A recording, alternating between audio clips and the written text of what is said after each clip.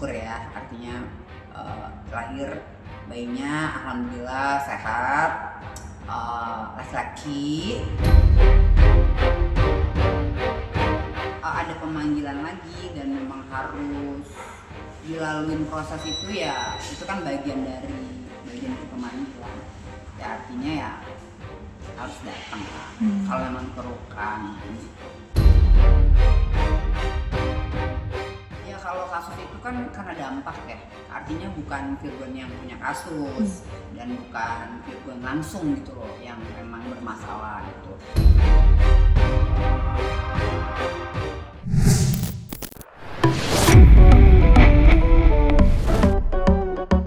Kabar bahagia tengah menyelimuti pasangan Virgon dan Lindy. Setelah melewati berbagai momen manis bersama, keduanya kini resmi menyandang status sebagai orang tua usai dikaruniai anak pertama berjenis kelamin laki-laki. Bayi mungil tersebut diketahui diberi nama Perfectio Mutmain Virgon, nama yang langsung mencuri perhatian publik karena terdengar unik dan penuh makna.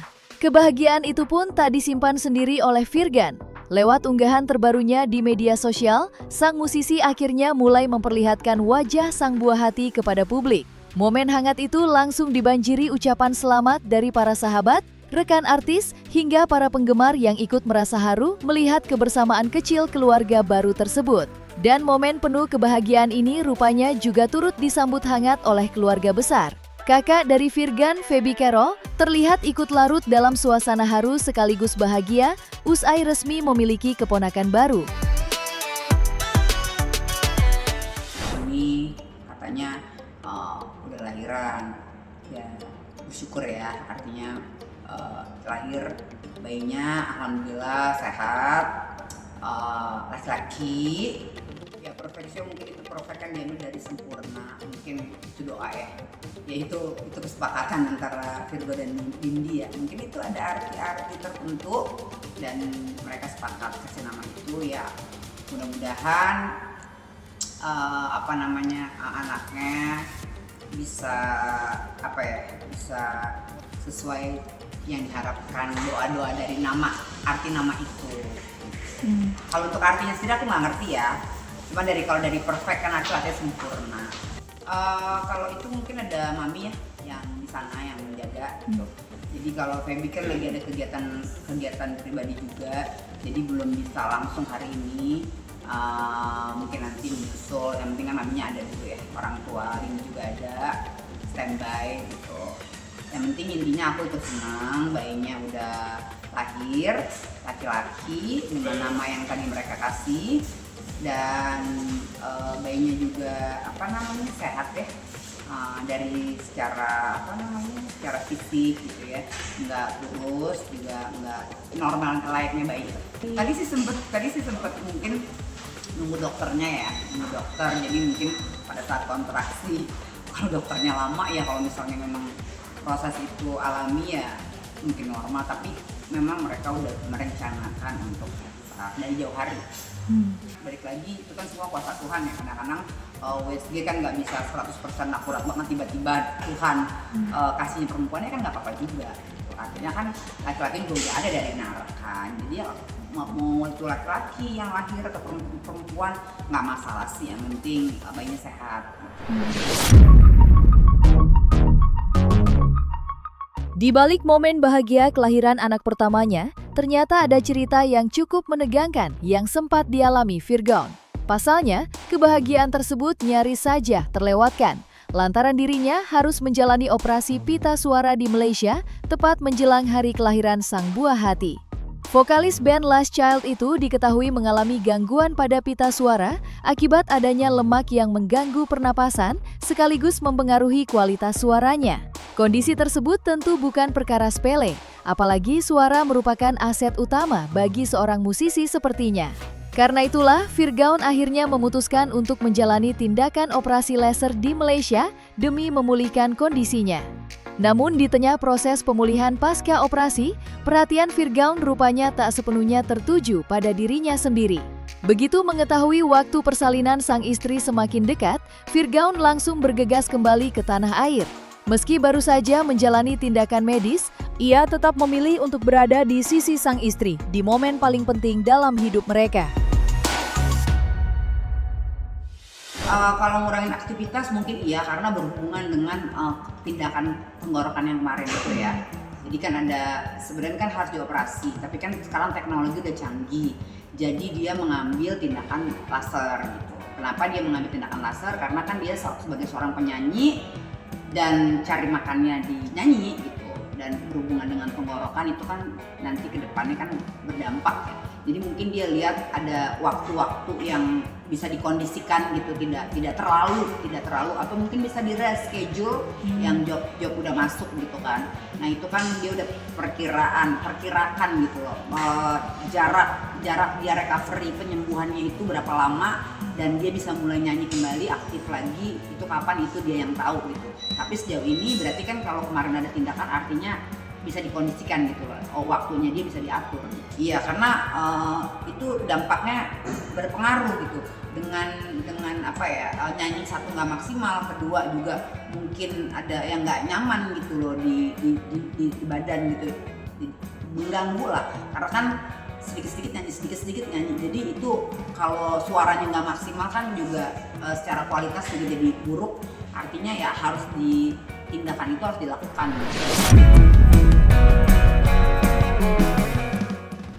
Namun di tengah kebahagiaan sebagai ayah baru, nama Virgon rupanya kembali ikut terseret dalam polemik yang melibatkan mantan istrinya Inara Rusli. Situasi pun kembali memanas setelah Inara dikabarkan menolak mentah-mentah permintaan Mawa untuk mencabut laporan terkait dugaan illegal akses yang sebelumnya menjadi salah satu syarat perdamaian dalam proses mediasi. Penolakan tersebut sontak memicu beragam reaksi dari publik. Banyak warganet ikut menyoroti langkah tegas yang diambil Inara, apalagi kasus ini sejak awal memang sudah menyita perhatian publik. Tidak sedikit pula yang menilai keputusan itu bisa menjadi posisi yang menguntungkan bagi pihak Inara dalam menghadapi polemik yang terus bergulir.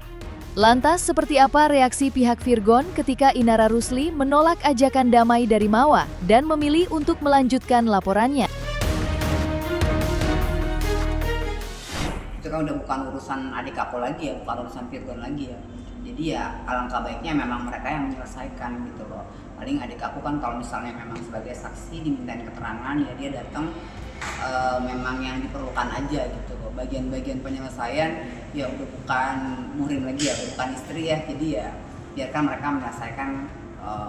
Ya mungkin gini kali, antara Mawa dan Inara itu kita nggak tahu ya updatean yang terbaru, apakah mereka sudah dimediasi untuk menemukan jalan titik tengah gitu. Tapi ternyata mungkin ada hal-hal yang mungkin berat sebelah, atau ada hal-hal yang di satu sisi tidak menguntungkan untuk satu pihak yang lainnya gitu kan. Jadi ada banyak hal mungkin yang mereka sendiri gitu yang persis tahu gitu. Kalau memang itu memang itu merasa dirugikan ya ditempuh aja gitu kan, lanjut aja gitu kan. Tapi bila mana dia saat ini nggak mau mencabut laporan itu mengenai CCTV atau undang-undang apa sih ITE itu atau hal-hal yang itu, ya mungkin dia punya pertimbangan sendiri gitu dari sudut pandangnya dia. Mungkin itu nggak bisa mencapai yang dia inginkan. Ya, polemik hukum yang melibatkan Inara Rusli dan Insanu Fahmi nampaknya masih jauh dari kata selesai. Bahkan situasinya diprediksi bakal semakin panas setelah keduanya kompak memilih untuk tidak mencabut laporan dugaan illegal akses yang sebelumnya diminta pihak Mawa saat proses mediasi berlangsung. Keputusan tersebut langsung memicu kontroversi di tengah publik. Pasalnya, banyak yang menduga pihak Mawa kini mulai berada dalam posisi terdesak lantaran laporan terkait illegal akses disebut memiliki ancaman hukuman yang jauh lebih berat dibanding perkara dugaan perselingkuhan maupun perzinahan yang sebelumnya ramai dibahas. Isu inilah yang kemudian ramai jadi sorotan warganet, apalagi belakangan beredar kabar bahwa laporan yang dilayangkan pihak Inara memiliki ancaman hukuman hingga belasan tahun penjara. Sebenarnya sederhana ini barang, ya kan? Yang pertama, terkait dengan upaya mediasi, Ya, mediasi dulu loh, belum ada kata perdamaian ya. Namanya kita mengajukan surat yaitu berupa permohonan mediasi. Nah, dalam mediasi itu nanti kita lihat para pihaknya. Kalau memang permintaannya berimbang ya, permintaannya seimbang ya kan, dengan kepentingan kita, dengan kepentingan di sana juga ya, artinya tinggal dilaksanakan aja. Sederhana. Yang penting saya minta perdamaian ini jangan ada upaya peras memeras loh, ya. Jangan dengan seolah-olah kita takut ya kan, terus kemudian ya kan diminta sejumlah uang atau apapun. Ini bukan perkara uang. Ya, saya mau kasih tahu ya, penyidik, ini bukan perkara uang. Ini perkara bahwa ada yang namanya barang bukti yang didapat secara ilegal telah dipakai di Polda Metro ini. Ya, yang lucu sudah dipakai, yang di sana laporan kami belum menetapkan tersangka, padahal sudah dibilang ada peristiwa pidana. Ya kan? Dengan cara apa? Dengan cara menaikkan ke tahap penyidikan. Kalau yang namanya penyidikan, polisi sudah beranggapan ada peristiwanya. Peristiwa pidananya sudah ada. Ya kan? Kejadian terjadi tindak pidananya sudah ada. Tetapi sekarang pihak kepolisian harusnya tinggal menunjuk siapa sih pelakunya. Jadi Barreskrim harus cepat memberikan kepastian hukum. Buat apa? Buat bisa tahu bahwa adanya illegal access atau pengambilan gambar yang selama 2 bulan terus dibuat segimana rupa dan akhirnya dilaporkan, ini harus terkuak gitu loh. Jadi Barreskrim harus memberikan kepastian hukum dan motif daripada 2 bulan pengambilan CCTV baru dilaporkan. Ada pemanggilan lagi dan memang harus dilalui proses itu, ya itu kan bagian dari pemanggilan. Ya artinya ya harus datang lah, kalau memang diperlukan gitu. Ya kalau kasus itu kan karena dampak ya, artinya bukan Virgon yang punya kasus dan bukan Virgon langsung gitu loh yang memang bermasalah gitu. Artinya terkait mantan istri ya udah pasti, karena itu juga rumah dari adikku dan anak-anak di situ, ya udah pastilah ya terseret-seret kayak gitu. Kalau masalah pribadinya dia lebih jelas fokus saat ini ke keluarga yang barunya. Patut diketahui, kasus dugaan illegal akses yang tengah ramai diperbincangkan ini rupanya tidak hanya mengarah pada satu sosok saja. Perkara tersebut disebut menyeret beberapa nama yang diduga ikut terlibat di dalamnya. Mulai dari mantan sopir, mantan asisten pribadi Inara Rusli, hingga sosok berinisial V yang belakangan ramai dikaitkan dengan Virgon. Nama Virgon sendiri memang sempat ikut menjadi sorotan publik setelah dirinya disebut pernah menjalani pemeriksaan terkait kasus tersebut. Hal itu bermula ketika muncul dugaan adanya keterlibatan dalam transaksi rekaman CCTV kediaman Inara yang kemudian dijadikan salah satu bukti oleh pihak Mawa. Enggak, saya belum tahu, kita masih samar. Cuman menurut saya ya harusnya lebih dari satu lah. Bagaimana itu sampai ke saudara M kan harusnya dipelajari oleh yang namanya penyidik.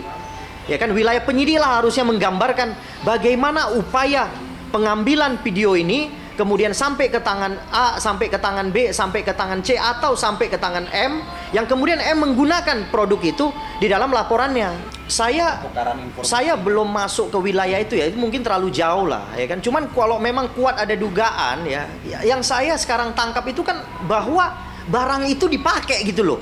Ada yang pakai barang itu, ya kan? Ya kan? Jangankan yang pakai, yang tadi memindahkan aja akan harusnya jadi tersangka. Apalagi yang pakai kan menurut kita kan? Ya kan? Menurut saya yang memindahkan aja harusnya nanti jadi tersangka. Ya? Apalagi yang pakai. Yang menggunakan udah pasti harus juga ditetapkan sebagai tersangka gitu loh. Jadi saya mendorong lah, ini bukan masalah uang. Jadi jangan ditunggu-tunggu uang, segera lakukan penetapan tersangka. Segera lakukan gelar perkara, menetapkan tersangka terhadap peristiwa yang kami laporkan gitu loh. Kalau dari saya sendiri sebenarnya nggak berharap ya, karena kan saya masih percaya kemarin Mawa dan keluarga katanya kan nggak kenal sama orang-orang yang lain ini kan, ada A, ada V, ada P, ada siapapun itulah semuanya, nggak tahu ya, itu berdasarkan bukti petunjuk kan katanya nggak kenal, tidak mengetahui ya kan. Ya saya harap sebenarnya tidak terlibat. Ya sebenarnya ini kepastian hukum yang lagi kita tunggu kan. Karena selama ini kalau kita yang ngomong kita takut salah ntar. Ya kan kita bilang ada 90% lagi cerita yang publik nggak tahu. ada konspirasi di sini, ya kan? Dan itu memang berdasarkan kita ngomong nggak asal-asalan, kan ada bukti-bukti petunjuk, ada saksi, ya kan? Bahkan kalau mau bilang buktinya lebih dari 10 itu kita pegang kan. Makanya kenapa di sini sebenarnya kita ya berharap dari pihak kepolisian bisa ngebuka fakta ini yang sebenar-benarnya gitu kan. Bukan untuk menjatuhkan siapapun, tapi biar tahu sebenarnya ini seperti apa.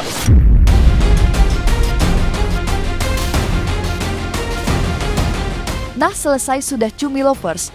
Saksikan terus Cumi Camp In-Depth, kabar lengkap, mendalam, dan akurat dari narasumber terpercaya. Dan jangan lupa untuk like, subscribe, dan juga share channel YouTube Cumi Cumi.